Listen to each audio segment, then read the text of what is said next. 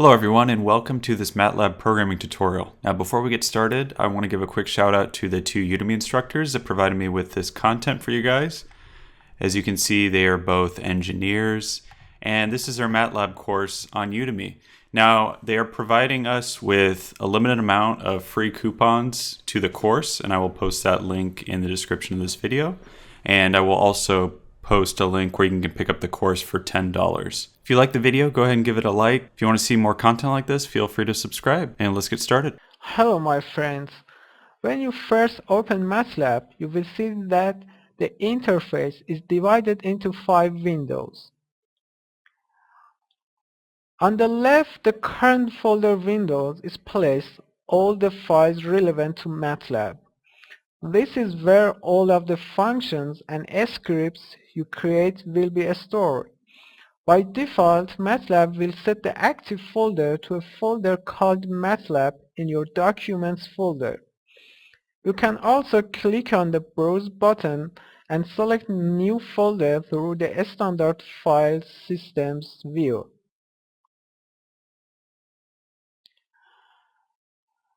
On the bottom left of the screen, the Details window placed. This window shows the details of selection in the current working directory and gives you some information about selected file.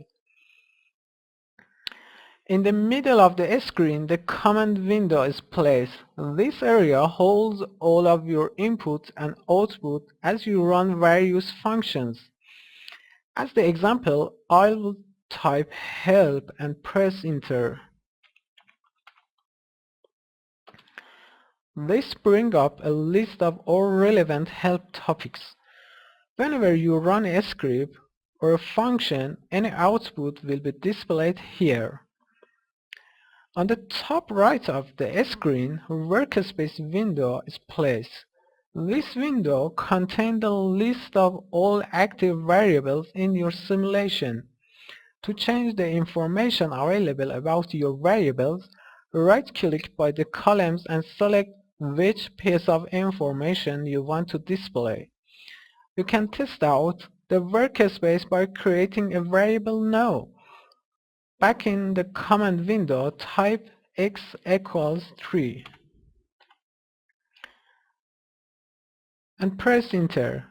Notice how the workspace now displays the variable x with a value of 3 and indicate it is a 1 by 1 matrix, which is just a scalar. The workspace displays all variables you use in a given MATLAB session. Finally, the bottom right of the screen displays the comment history. This keeps a record of all commands you typed along with the dates and times of each session. These features allow you to easily go back and see which commands you sent in the past. You can also copy and paste task commands to run them again without having to type them. You can change layout by clicking on Layout button in the Home tab. You can also select which windows shows and hide.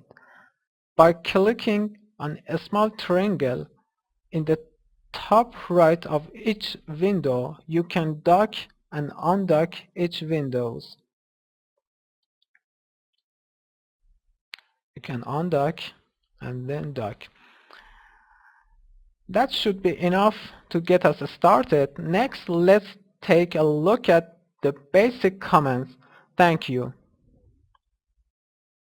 In this video, we learn 4 basic and handy MATLAB commands: CLC, clear, close, and quiet.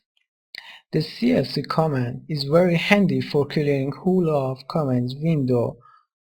By typing CLC and pressing enter, all of commands disappear from commands window, and you have clean page for starting new commands. You can use clear variable name command to clear a special value Let's try it. Write clear A and press enter.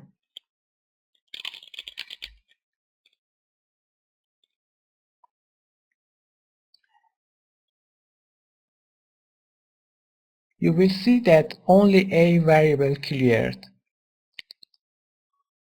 If you want to clear all variables, you must write clear all command in command window. This command is useful when you want to start new program or have a same variable in two programs.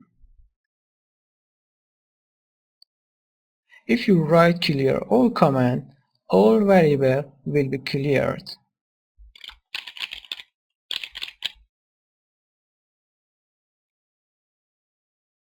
Close all command, close all open windows.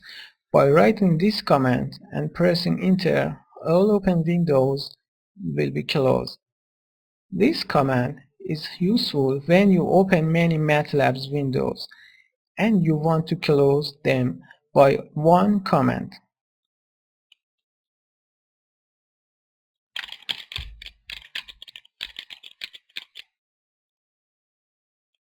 As you see,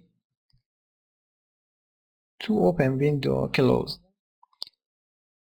If you want to close MATLAB session, quiet or exit command simply terminated MATLAB. Right click in command window and press enter.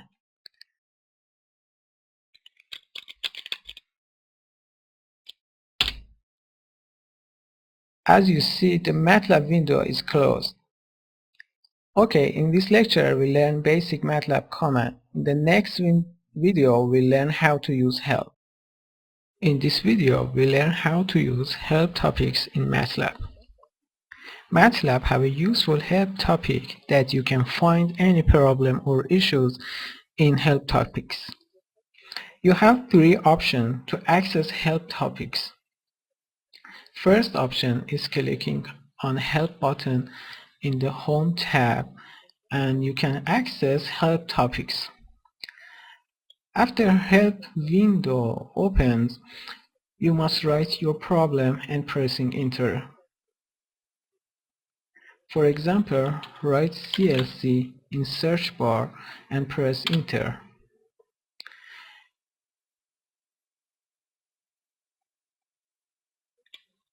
You will see help topics about this command.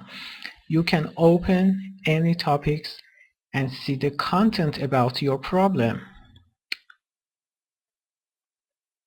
Second option is write help in command window and write your problem. For example, write help scene and press enter. You will see detailed information about sine function in command windows.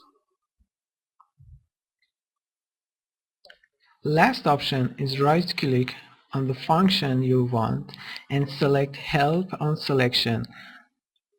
Then you will see a pop-up window show the help about your selection.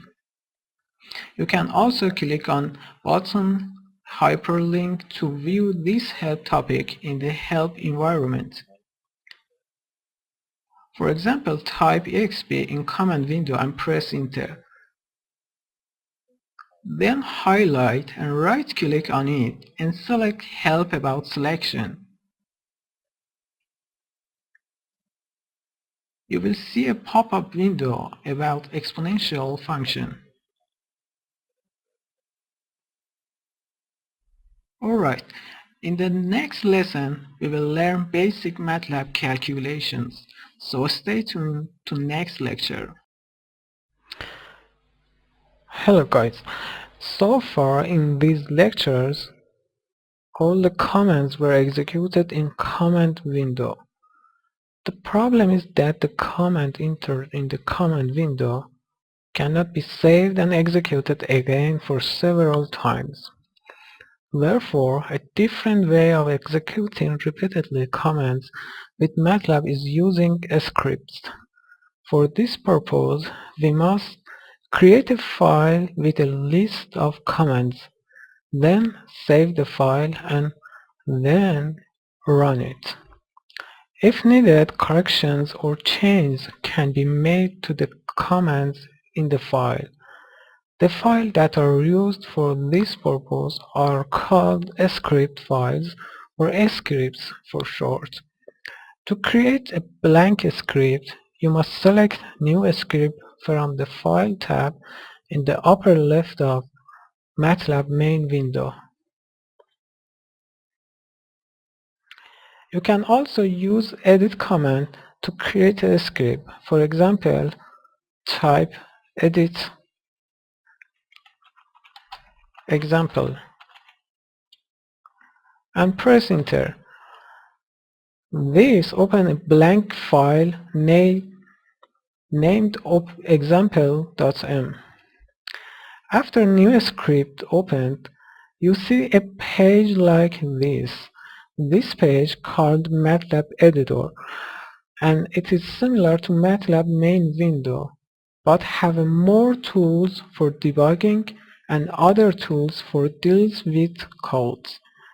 If you want to write code, you must write it here and save it to proper folder with proper name. Our name is example in this example. The MATLAB folder in your Documents folder is the default saving MATLAB folder for scripts. If I save it, MATLAB bin in this folder.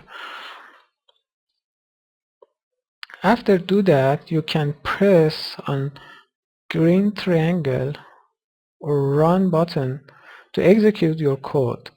You can also press F5 button for running a program. That's right. Okay, in this lecture we learned basic of creating a program in MATLAB. This functionality of MATLAB has great advantages like portability of programs and debugging mode compatibility. In the next lecture we will learn how to write an example program and run it in MATLAB main window.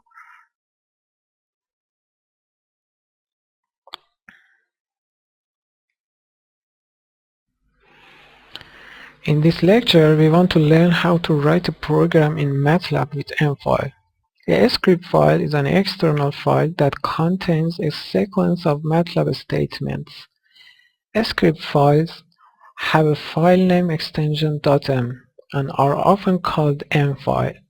M files can be scripts that simply execute a series of MATLAB statements, or they can be functions that can accept argument and can produce one or more outputs. As you've seen in previous lecture, we can create a script or M files through two ways. After creating M file, you can write your codes. For example, we want to calculate the sum of three numbers and show the result in the command window. You can write this code in the M file editor or your example.m file.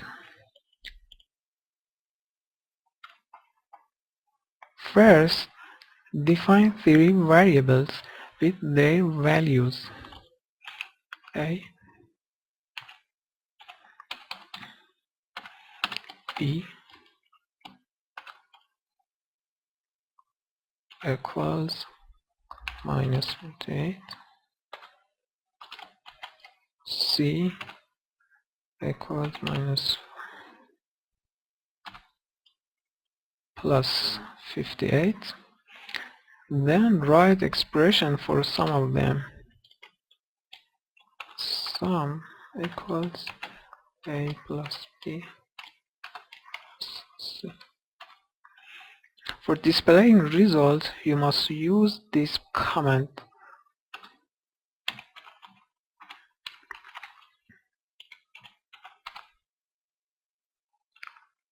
Now, save example.m and run it by clicking on Run button.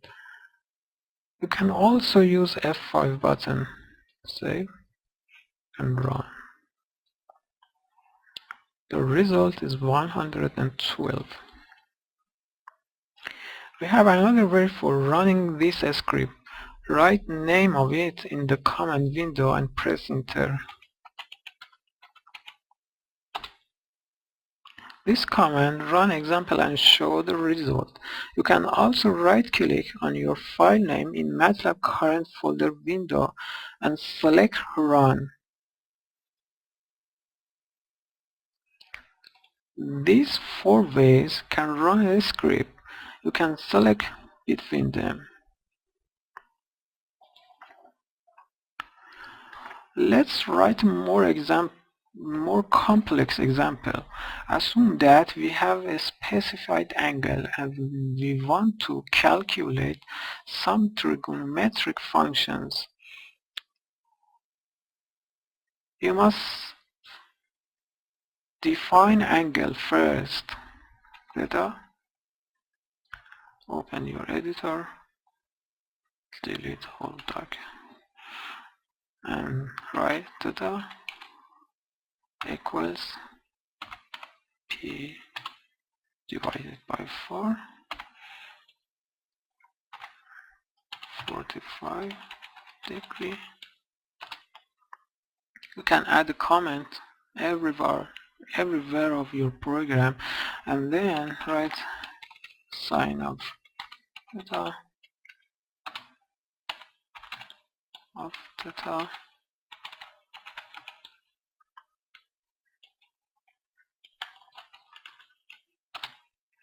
tangent and cotangent. Then save your program and run it. As you see, all calculation done correctly and without no pain. You can write more complex program and for your project and etc. Okay, in this lecture we know how to write mFile and run it in MATLAB environment. You can write your own program and run them. Functions are programs or routines that accept input arguments and return output arguments. Each mFile function has its own area of workspace separated from the MATLAB-based workspace. The simple functions have the basic parts as follows. The first line of a function mFile defines the function name and the number and order of input and output arguments. In the case of function sine, there is one output argument and one input argument. As mentioned above, the input arguments are listed inside parentheses. Following the function name, the output arguments are listed inside the bracket and the left side. They are used to transfer the output from the function file. The general form looks like this. Function file can have a none, one, or several input and output arguments. The second line is a one-line summary description of the program displayed when you request help. The third line is help text and gives us more detailed description of the program.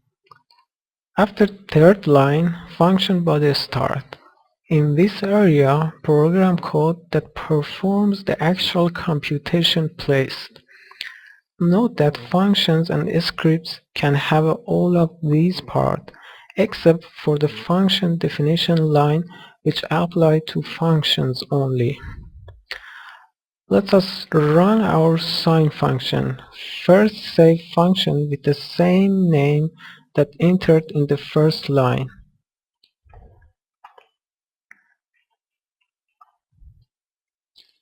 Save this name.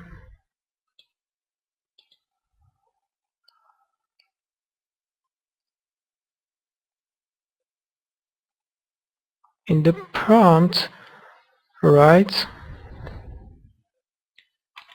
sign of 0 and press enter, and you can type sine of p divided by 4 and etc. Your function worked properly, and now you can write more complex functions. In the next lecture we will learn input and output commands.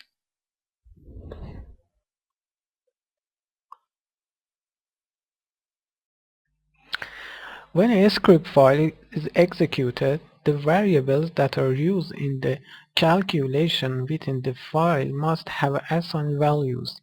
The assignment of a value to a variable can be done in three ways. First, the variable is defined in the script file. Second, the variable is defined in the command prompt.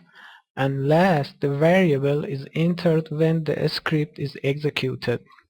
By using input command, you can ask user to put desired value for a specified variable. For better understanding, we will focus our attention on following example. In this example, the variable is defined in the script file. This example. When the file is executed, the user is prompted to assign a value to a variable in the command prompt. This is done by using input command. Then we run it. Okay. The program asks us enter the point scored in the first game. I enter 15. The score of second game, I enter 23, and third game. This program calculates the average of these three games and show it in the command prompt. As you see, you can input values of your parameters by input command easily. As discussed before, MATLAB automatically generates a display when commands are executed. In addition to this automatic display, MATLAB has several commands that can be used to generate display or outputs. The command that is frequently used to generate output is disp. Disp is simple to use. You must put your text in the two single quotations and run it. In the following example, you can see applications of this command. Open new file and type disp parentheses single quotations and hello world, and run it. I save it with this one. As you see, the hello world is printed out in our command prompt. Okay, in this lecture we learn how to get values from user and print out on command prompt. Hi, in this segment I will be showing you how to access the guide utility of MATLAB. So basically you need to go to the command line and type guide and then press enter. So a dialog box will appear over here which have 4 options. So basically in this course we will be using the default option, which is a blank GUI. So when you press enter, the guide utility of MATLAB will appear. You can resize the size of this guide, and you can also save it as well. So that's pretty much it. In this segment I will be showing you the basic user interface controls that the guide provides. So basically it provides you with a push button option as well. This button is used to trigger some event onto your GUI. For instance, the user may enter some values and you want to enter it, and some processing to happen after you press this particular button. The next one is the slider option. So basically it provides you with the ability to slide this and to control different items based on that. Remember, you can also use the values. You can mention that what's the minimum value when the slider is at one extreme position, and you can also mention another value when it is at its other extreme option, right? I will show you that later on. Similarly, you have radio buttons, you have checkboxes. Checkboxes are basically used where you have multiple options and you want to select a particular one. Then you have the editable text and the static text. The editable text is used to take inputs. What do you mean by that is that it is editable, and in the static text it's static. I mean, the user cannot change it by himself. Right, so this is the basic difference between these two. Then you have the pop-up menu. The pop-up menu appears something like this, that whenever you click this particular drop-down menu, so it's a list of options will appear. Then you have a list box. Basic difference between these two is that the options will only appear after the user hit this particular area. While here all the options are being listed, and you can scroll up and down in order to see that. Then you have the toggle button. The difference between this and this one is that you can only associate certain actions when pressing this button and releasing it. While here you have two separate options, that one is for pressing it and the other one is for releasing it. Then you have tables. Tables are used to hold tabular data. And then you have axes. The axis is used for holding images as well as for plotting graphs and other stuff. Then you have panels if you want to hold multiple items under one user control. For instance, I made a panel here and I include buttons to it and certain stuff to it, right? So now this panel is actually holding 3 items. I want them appear together. So it's basically for grouping different user interface controls. And then you have button group. So if you have multiple buttons and if you want to group them together in a hierarchy, so it also provides you with this option. Activist control, it's basically advanced options, and mostly we will not be concerned with it, but if you want to learn it, I will give you some hints in the course.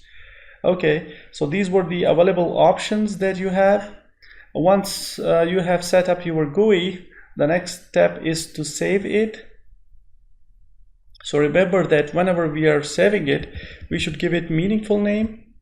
For example, this one was our exercise 1.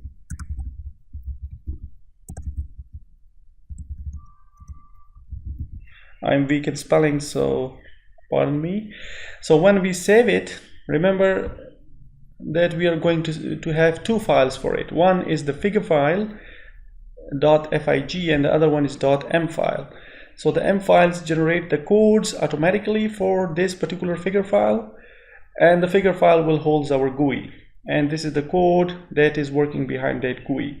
So remember that whenever you save it, these 2 files will always be generated: the figure file that holds your GUI and the .m file, which contains the code that is automatically being generated based on this particular GUI and the user interface controls that you have selected.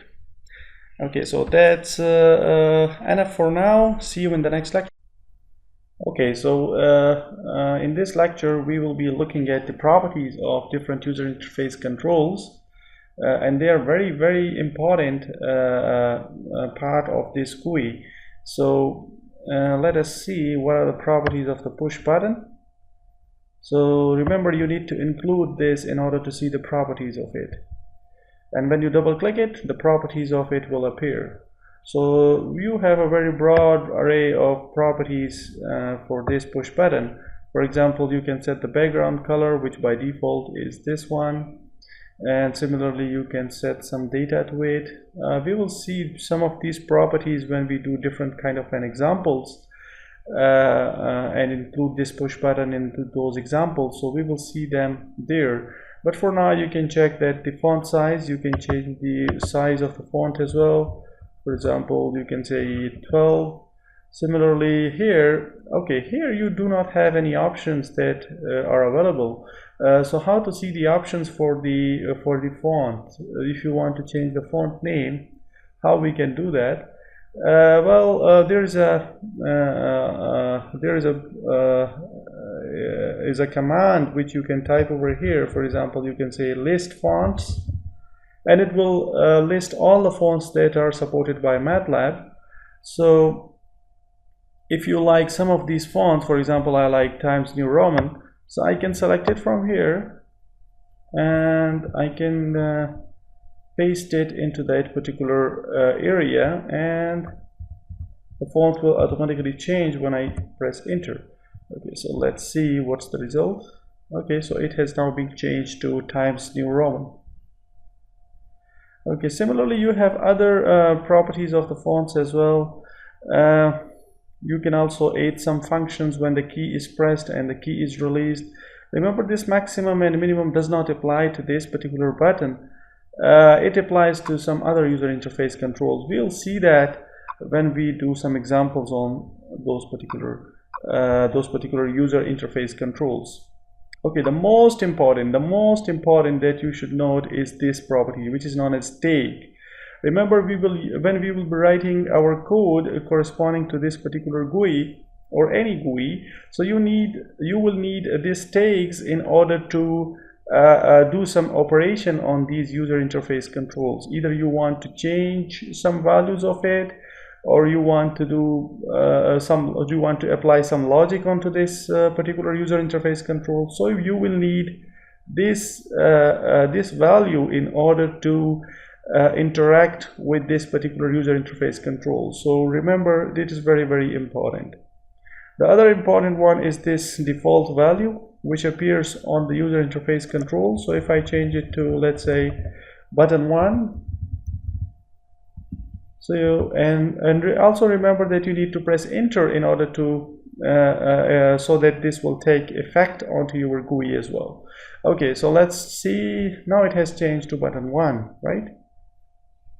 So the most important one is this string and take properties. And once again, the take property will be used when we write code behind this user interface control, and we will use this tag in order to refer to this particular user interface control. So these two are very, very important. Okay, and for the rest of these properties, they will differ from user interface control to user interface control. Some of them will remain same, and some of them will be keeping on changing. So we will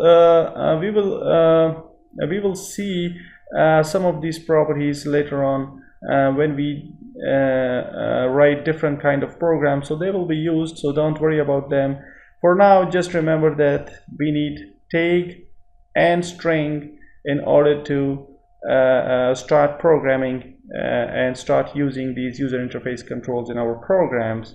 So these are the two very, very important properties, tag and the initial string. The initial string change the values of the user interface controls, and the tag will be used in our programming when we want to aid or refer to this particular user interface controls. Okay, see you in the next lecture. In this segment, I will be demonstrating the use of align utility that is provided you by the guide. So basically it is located over here, and it is used to align the user interface controls either horizontally or vertically depending on your choice. So I will demonstrate it with the help of a simple example. Suppose you have radio buttons, and I copy and paste different instances of it. So let's say you have one button over here and another button over here, and now you want to align them automatically either horizontally or vertically. So you have different options that is provided by this particular utility. For example, and it is divided into two groups, vertical alignment and horizontal alignment. And in the vertical alignment, again, you have two options, align and distribute. So this distribute basically sets up the space between different user interface controls. And again, it provides you with different options for that. And again, you can set the space to a particular size, which is provided over here.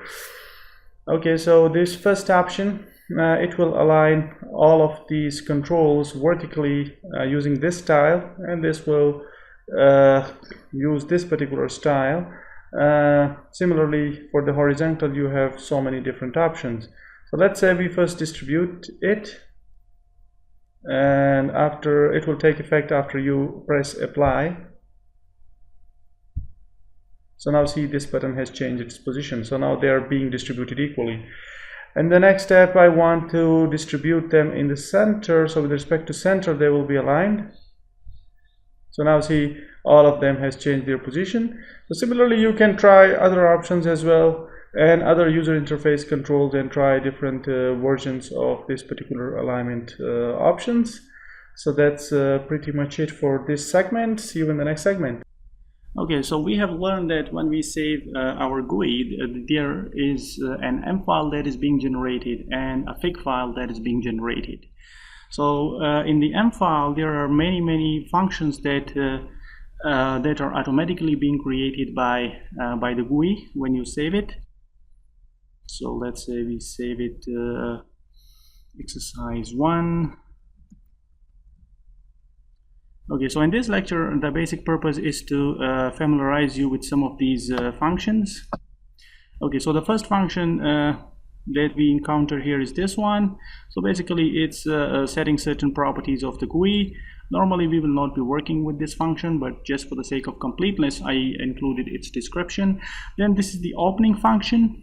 In the opening function, if you want your GUI to have certain properties at the beginning of its when it's being generated, so this function is basically used for that. But again, we will not use this function. Rather we will set it manually from our GUI interface. That by that we mean that the figure file.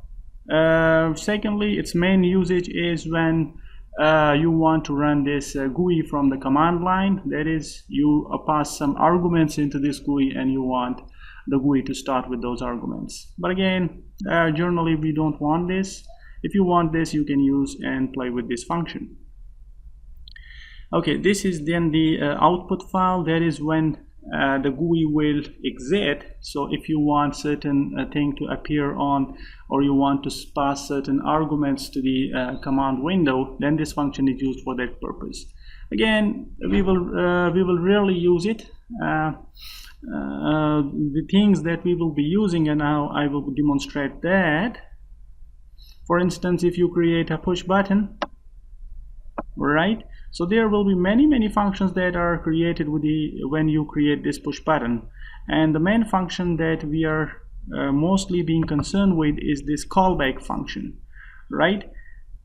We will generally write some code over here. What does it mean that this callback is that when a certain event appear on this button, that is if it is pressed or it is released, so then in that case this function will be called. That is the callback function, right?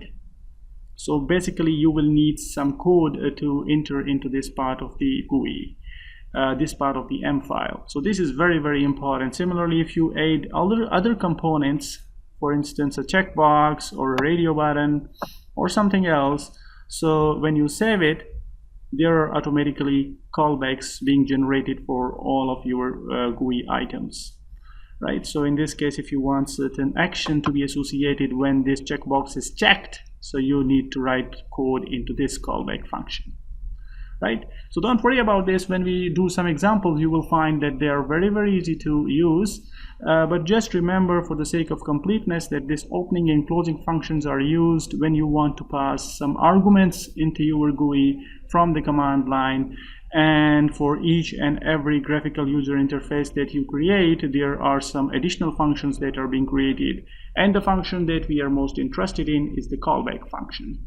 So that's pretty much it, and with the help of this information you will create a lot of different type of GUIs, and hopefully it will be sufficient for you in your programming assignments. Okay, see you in the next lecture.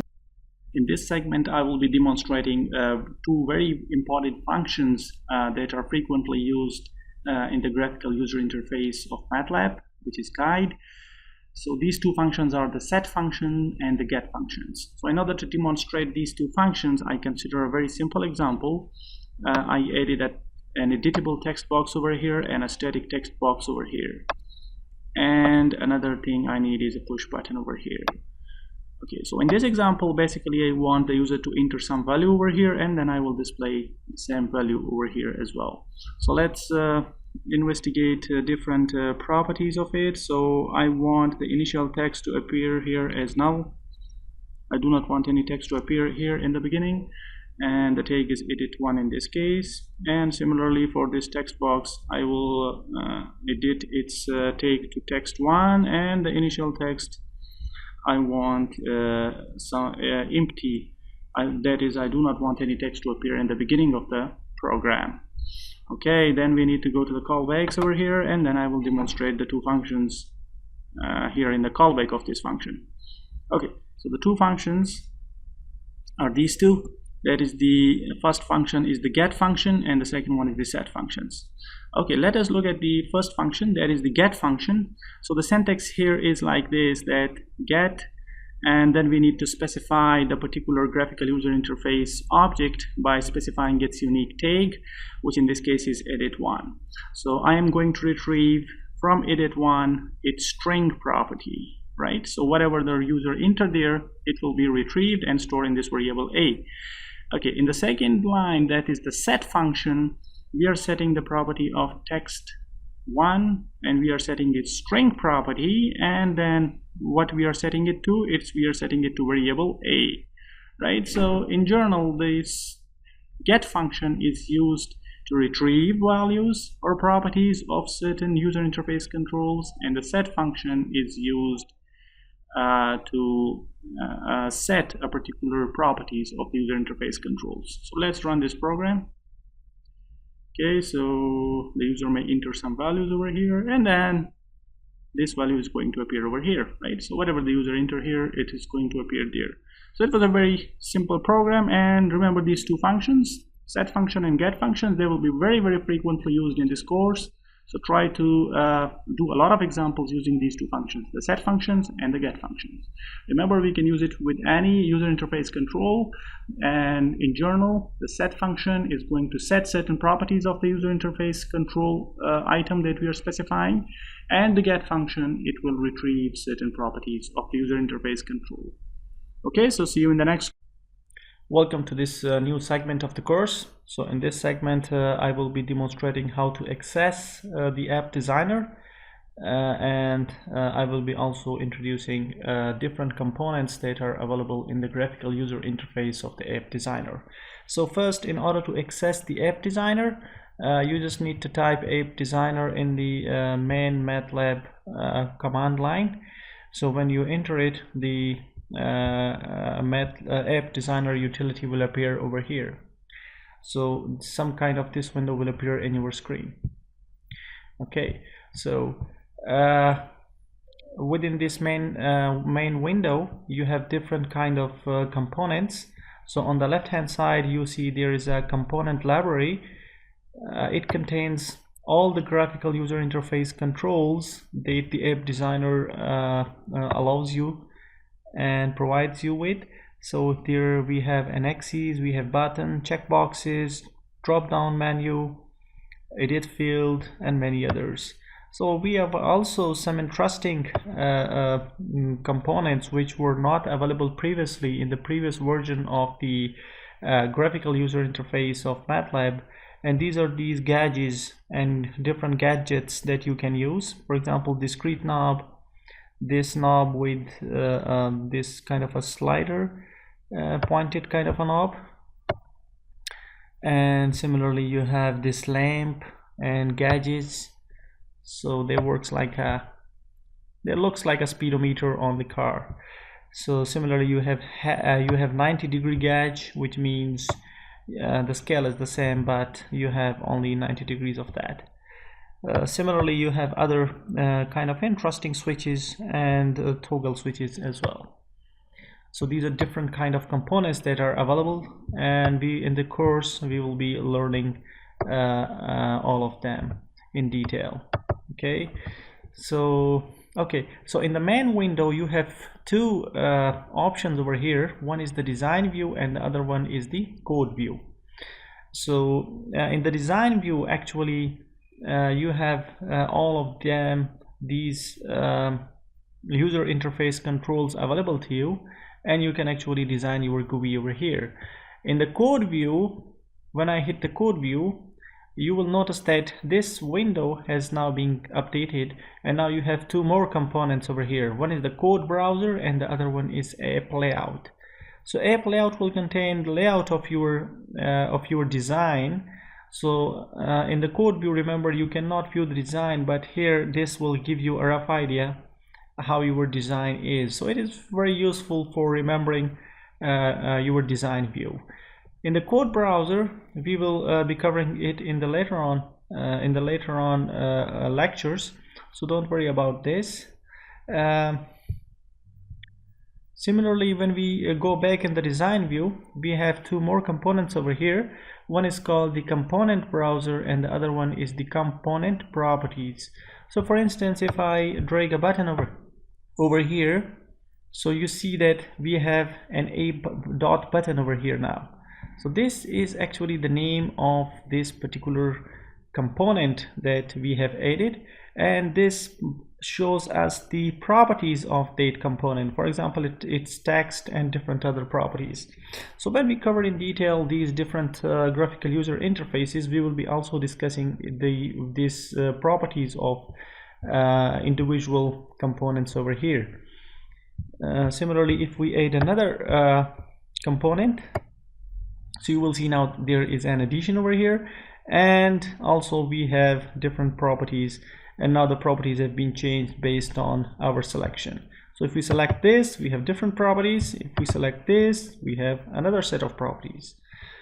So don't worry about this as well for now. Just this was an introduction that what kind of interface we will be dealing with, and we will be covering them in detail. So for now, you just remember that from where you can add the components, and there are two design view and a code view. In the code view, we will be writing useful code in order to control the behavior of these controls. And similarly, we have the browser, the component browser, which allows us to see different components and along with their different properties. So hopefully you will be enjoying this course. See you in the next lecture. In this segment, we will be looking at the available graphical user interface components that are available in the app designer, and the list is available here on the left hand side of your app designer. So if we want to group them, so some of these graphical user interface components are work by pressing them. So a typical example is like a button, and we have state buttons, we have static buttons, and we have some kind of these switches. So they typically work by clicking them. The other one is like this one, the axis. It holds the output of some data manipulation that you perform, and the other group is like selecting from certain options that are available onto your GUI, for example checkboxes and the radio buttons, etc. Okay, so if we look from the top, we have an axis. So typically it will hold graphs and plots. Similarly, you have button. So if you want, these are typically used when you want to trigger some event in your GUI. We have checkboxes. Checkboxes are typically used for checking a particular option that is available in your design. We have drop-down menus. Drop-down menus contains a list of options, and these options can be accessed when you hit the drop-down arrow over here. Similarly, you have now two kinds of data entry fields. One is for numeric and the other one is for textual data.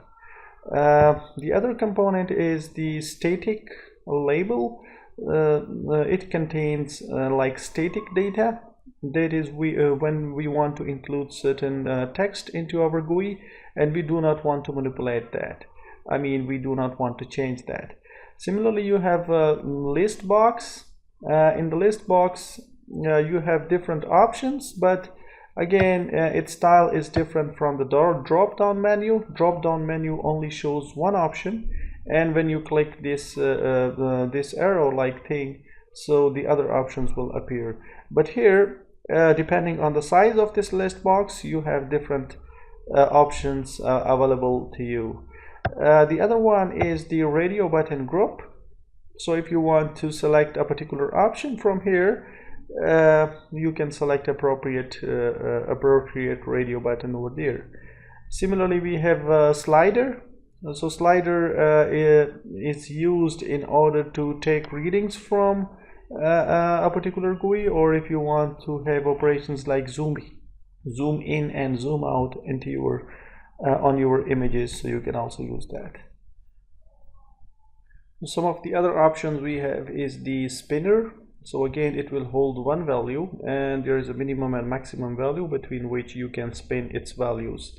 Similarly, we have state buttons, text area. So text area is used to hold some textual data.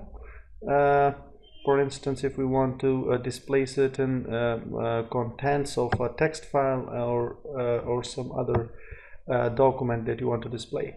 Similarly, we have toggle button groups, and we have some containers, and there is already made templates for you.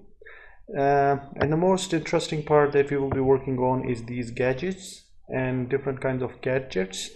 So we have very beautiful interfaces and graphical user interfaces that are equipped here in the app designer.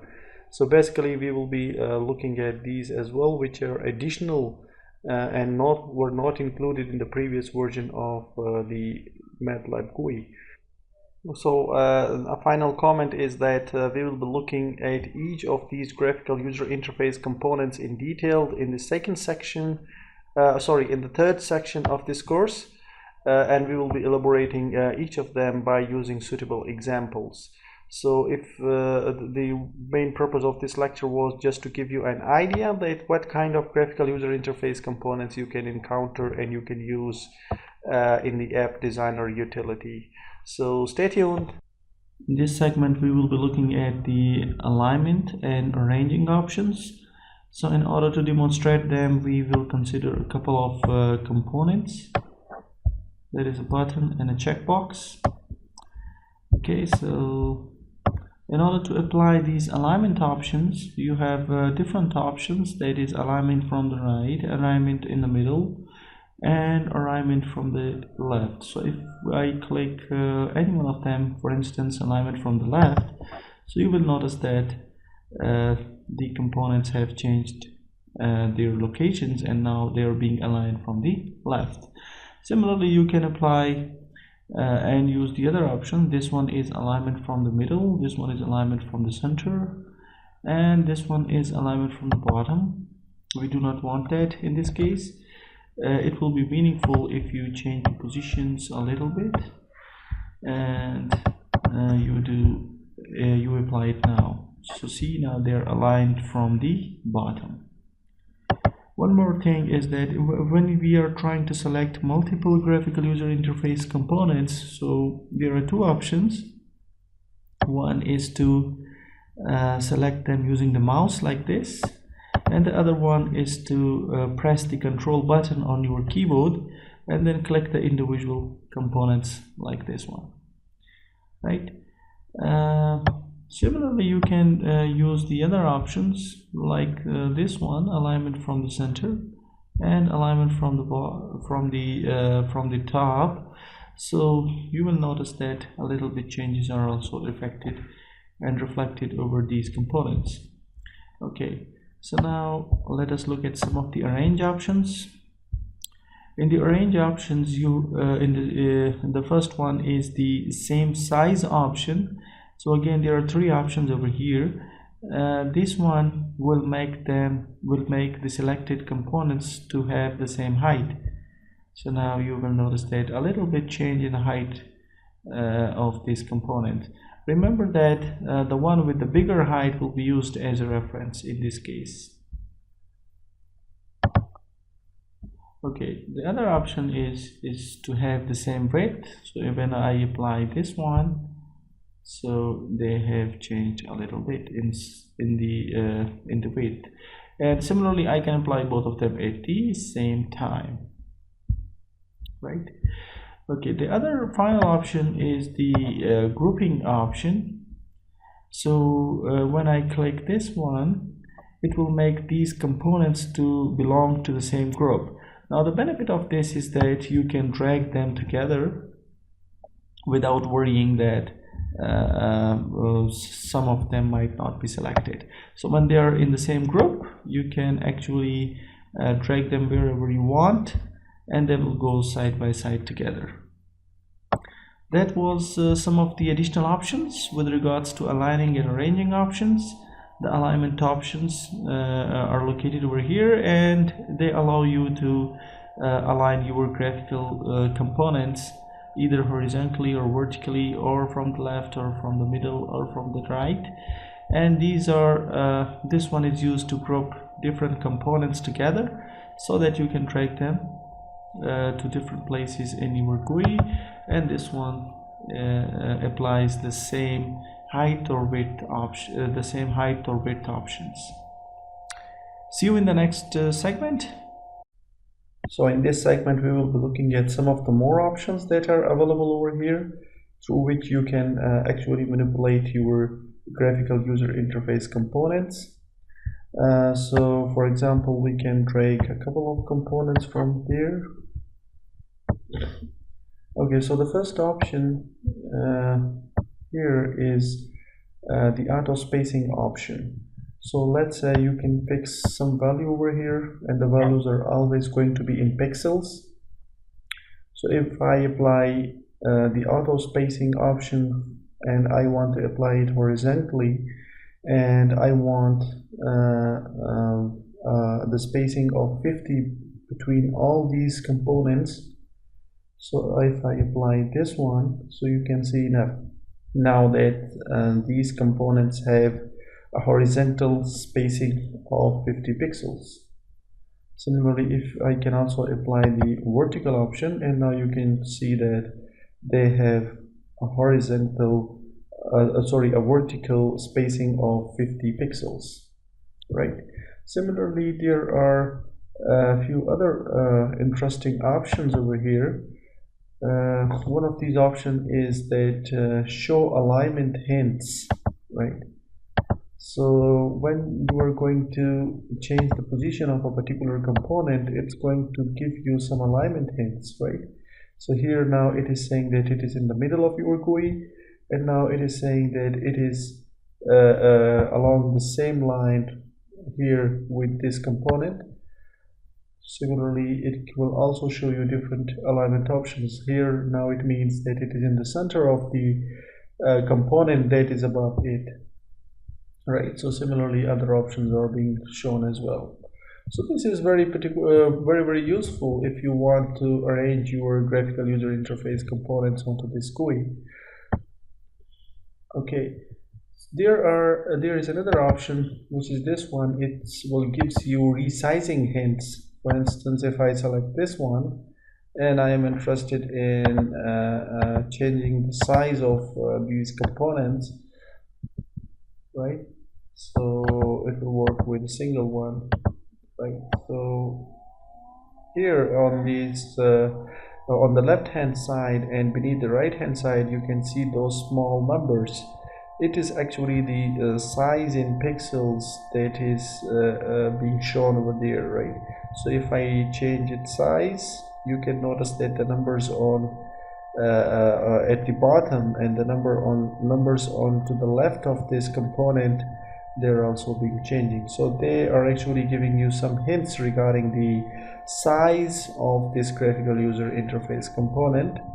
Again, they can be quite useful if you want to do fine alignment onto your on your graphical user interface components. That's all for this lecture. See you next. In this segment, we will be looking at the grids.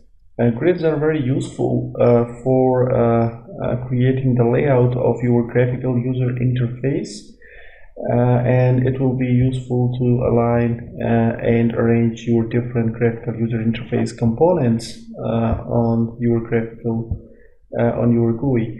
So the grid option is basically located over here. With the grids, we have a couple of more options. Like the first option we are looking at here is the interval. By that we mean the size of these boxes that are included in this grid. So for instance, if I include a higher value, for instance 50, you will notice that the box sizes are now quite bigger compared to the previous one. Similarly, we can adjust it to 30 or 35. Remember that the minimum value that we can have here is 10. So below 10, the app designer will not allow any value. Okay, so let's suppose we are including some button over here, right? So with respect to these grid lines,